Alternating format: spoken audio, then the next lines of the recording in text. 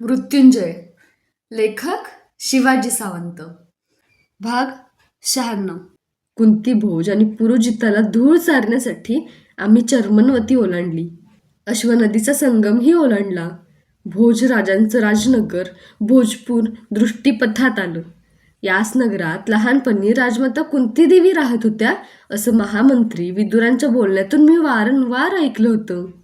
कुंती भोज आणि पुरोजित हे श्रीकृष्णाच्या आत्तेचे कुंती देवांचे आप्तेष्ट असल्यानं विदर्भाच्या भीष्मक राजानं मधल्या मार्गानं दूत पाठवून आपल्या नातेवाईकांना संधीचा सुज्ञ संकेत परस्पर पूर्वीच केला होता.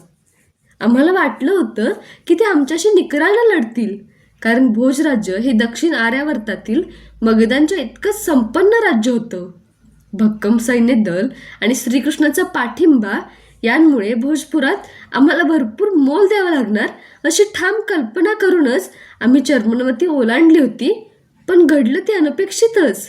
नाहीतरी हे विश्व, मानवी जीवन आणि दिग्विजयी युद्ध हे त्रयी अनपेक्षित धक्के देणारेच असते. पुरोजित कुंतीभोजांनी कंठात घातलेल्या प्राजक्ताच्या मधुर सुगंधी मालांच्या धुंदीतच आम्ही भोजपुरात प्रवेश केला. भोजपूर चर्मनवतीच्या संगमासाठी उत्सुक असलेल्या अश्वनदीकाठची रमणीय नगरी. आमच्या प्रवासात भोजपुरासारखं आकर्षक असं दुसरं नगरच आत्तापर्यंत आम्हाला दिसलं नव्हतं. सर्व वास्तू योजनाबद्ध उभारल्या होत्या. मार्ग प्रशस्त होते. दुहाती अशोक आणि आम्र यांचे डेरेदार वृक्ष छाया करीत होते. वसंताच्या आगमनामुळे ते मोहरले होते. त्यांचा आंबट मधुर सुगंध सगळीकडे दरवळत होता. त्यानं पुलकित झालेले कोकिळ सप्तस्वरांत ताना मारित होते. आता त्यांचेच दिवस होते, भरारीचे, ताना मारण्याचे. एक कोकिळाची तान ऐकून आमच्या निसर्गप्रेमी सेनापतीनं राजमार्गावरून जाणाऱ्या राजरथातच मला सांगितलं, शोन, हे कोकिळ सप्तस्वरांत सुस्वर ताना घेत आहेत, म्हणून तू त्यांच्या आवाजावर भारावून जाऊ नकोस. अरे, ते कावळीच्या घरट्यात वाढलेले असतात. असे नात का? त्यांच्या वास्तव्यामुळे उलट कावळीचं घरटं पुनीत झालेलं असतं, मी म्हटलं. नगरातील वास्तूंच्या सौदांवर उत्सुक असलेले आबालवृद्ध स्त्री पुरुष, अनुपम सौंदर्यात अद्वितीय आणि शौर्यात अजोड असलेल्या आमच्या सेनापतीचं डोळाभर दर्शन घेण्यासाठी दाटीवाटीनं उभे होते. नेहमी दोन्ही हात जोडून सर्वांच्या प्रेमाचा स्वीकार करणारा दादा भोजपुराच्या राजमार्गावरच्या त्याच्या या राजयात्रेत खांद्यावरचं सुवर्णमंडित विजय धनुष्य एका हातानं उंचावून भोज राज्यातील नागरिकांच्या प्रेमाचा स्वीकार करीत होता. दूरवर अश्वनदीचा एक वळसा सूर्यकिरणांत तळपत होता. सगळं नगर लतावेली, आम्रशाखा आणि कमलपुष्पांच्या भरीव मालांनी नटलं होतं. थिटुकल्या बकुल फुलांचा सडा वायुजितावर पडत होता. भोजाचं नेतृत्व करणाऱ्या पितापुत्रांसह राजयात्रा राजवाड्यासमोर आली. भोजपूरचा राजवाडा पुरातन असला तरी अतिभक्कम होता. आम्ही त्या वास्तूत प्रवेश केला तो संध्या समय होता. मावळतीची प्रदीर्घ सोनेरी किरणं त्या पुरातन वाड्याच्या कळसाला स्पर्शत होती. महाद्वारात पाऊल टाकताना दादा एक क्षणभर तिथंच थांबला. त्याचा नियम त्यानं कधीच चुकवला नव्हता. त्या राजवास्तूच्या महाद्वारातूनच त्यानं सूर्यदेवांना संध्या समयाचं वंदन केलं. रात्रीच्या भोजनानंतर त्या पितापुत्रांशी थोडी चर्चा झाली. शेवटी कोणीतरी झोपेची सूचना केली. फार दिवसांनी आम्ही मऊ शय्येवर अंग टाकणार होतो. पाठ टेकताच गाढ निद्रा लागणार होती, पण रात्रभर निद्रादेवी काही मला प्रसन्न झाली नाही. वाड्यावरच्या कुठल्या तरी एका दासीचं नुकतंच जन्मलेलं मूल रात्रभर अथक आक्रोशत होतं. ती त्याला शांत करण्याचा आटोकाट यत्न करीत होती. तशातच वाऱ्यानं वाड्याची गवाक्षत थडाथड आपटत होती. आमच्या शयनगृहातील दगडी समयीतील ज्योत वाऱ्याशी झुंजत फरफरत जळतच होती. दादा मात्र शांत झोपला होता. सकाळी नगर सोडण्यापूर्वी भोजराजांनी आपला पुरातन राजवाडा आम्हाला फिरून दाखविला. त्यातल्या एका भित्तीवर कुंतीभोज राजाचं मोठं चित्र होतं. त्याच्या पायांवर एक वृद्ध दासी पाणी ओतत आहे असं त्यात दाखविलं होतं.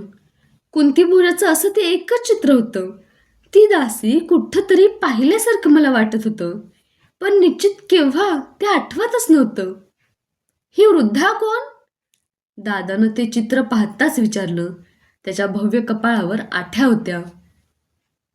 इथली धात्री नावाची ती एक प्रामाणिक दासी होती. कुंती देवींच्या वेळी ती या वाड्यात राहत होती. पांडव माता कुंती देवी ज्यावेळी इथून गेल्या त्यावेळी ही त्यांची दासी ही विश्वासू सेविका म्हणून त्यांच्याबरोबर निघून गेली. वाड्यावरचे जुने लोक तिच्या आठवणी सांगतात. पुरोजितानं उत्तर दिलं. त्या दालनाच्या कोपऱ्यात असलेली एक दगडी खुंटाळी त्यानं सरकविताच भित्तीचा एक पुरुषभर उंचीचा भाग झटकन दूर झाला. आतला भूमार्ग स्पष्ट दिसू लागला. हा भूमार्ग कुठं जातो? दादानं आत डोकावून विचारलं. इतक्यात आतून एक पाकोळी फडफडत बाहेर आली आणि दालनाच्या गवाक्षातून आम्हाला सरळ थडकत बाहेर गेली. अगदी सहजपणे.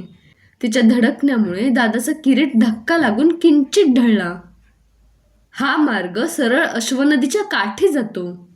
पुरोजितानं माहिती दिली. दादाच्या सौंदर्यशाली बलदंड व्यक्तिमत्वानं तो भारावून गेला होता. सर्व माहिती स्वतः सविस्तर सांगत होता. या नदीला अश्वनदी हे नाव का? या नदीशिवाय दुसरं कुठलंच पाणी इथले अश्व प्राशन करीत नाहीत म्हणून, पिता पुत्र एकदम म्हणाले. सर्व राजवास्तू पाहून होताच आम्ही सरोवराच्या पटांगणात आलो. तिथं अनेक कुंज होते. त्यांतून बाहेर पडताना एका दगडी कठड्याला दादाचा पाय ताडकन ठोकरला. अभेद्य कातड्यामुळे जखम झाली नाही एवढंच. त्याचे सोनेरी केस मानेवर रुळले. भुवया उंचावून त्यानं पाहिलं. हे पाषाण का असे मध्येच राहू दिले आहेत? त्यानं त्या कठड्याकडे पाहत राजांना विचारलं. आम्हाला निरोप देण्यासाठी ते आमच्याबरोबर राजवाड्याबाहेर येत होते. आठवण म्हणून राहू दिले आहेत ते. पूर्वी कुंती इथं असताना महर्षी दुर्वास एकदा वाड्यावर आले होते. त्यांनी कसला तरी महान यज्ञ केला होता. हे पाषाण त्या यज्ञकुंडाचेच आहेत. इथंच कुठंतरी विक्षिप्त दुर्वासांसाठी एक पर्णकुटीही उभारली होती. अमात्य म्हणत त्यांचा यज्ञ महान होता. त्यातून काहीतरी निष्पन्न झालं असलं पाहिजे. कुंती भोजानं माहिती दिली. त्याच्या शुभ दाढीतले केस कुंजातील मंद वायुलहरींवर भुरभुरू लागले. दुर्वास, शोन, मी विसरलोच. याच दुर्वासांनी मला सुवर्णपत्तीचं भस्म कमलजलातून दररोज न चुकता प्राशन करायला सांगितलं होतं. प्रवासात राहून गेलं. पुढच्या तळापासून तू मला आठवण करीत जा.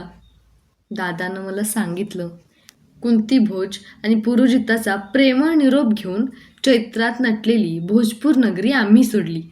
अवंतीच्या विंदानुविंदाचा समाचार घेण्यासाठी, सुराष्ट्र राज्यावर तुटून पडण्यासाठी. काही दिवसांतच निषाद पर्वताच्या पायथ्याशी चर्मनवतीच्या उगमाजवळ वसलेली विंद आणि अनुविंद ह्या दोन बलाढ्य बंधुद्वयांची विख्यात अवंती नगरी आली. हिमालयाच्या एकसंध समान उंच असलेल्या शिखरासारख्या त्या बंधुद्वयांनी आम्हाला निकराचा विरोध केला. पण 3 दिवसांनंतर ते श्रीकृष्णाचे आत्तेबंधू राजादी देवीचे पुत्रही आम्हाला शरण आले. अवंती पडली.